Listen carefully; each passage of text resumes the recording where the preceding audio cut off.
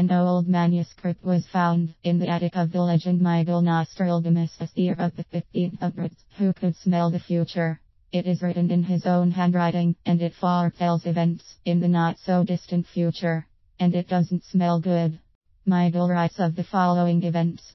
The year is 2035.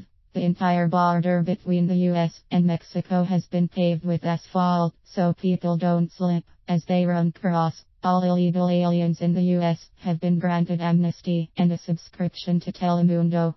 The official language of the US is Spanish. Mexico's population is 35. Obamacare requires insurance companies to cover children up until the age of 64, as long as they live with their parents and their mother still does their laundry. A pre-existing condition is now defined as a condition that existed before you existed.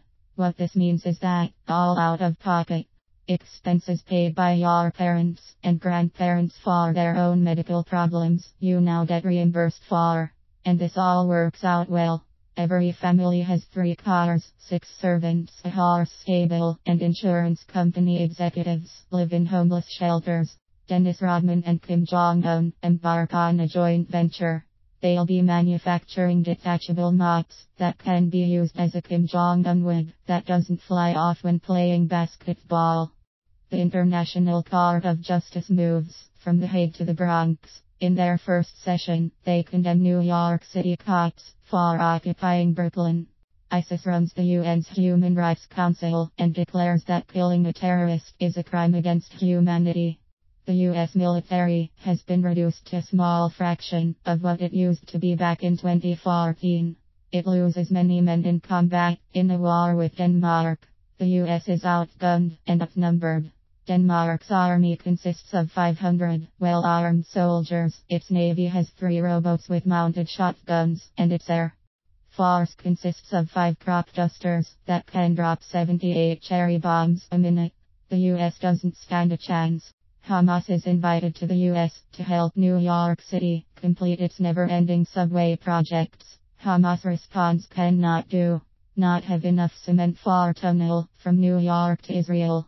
In light of its land gain, Hamas now demands that Israel roll back its borders to the pre-Egyptian bondage lines. Israel responds that it's willing to comply as soon as it figures out how to split the Red Sea again.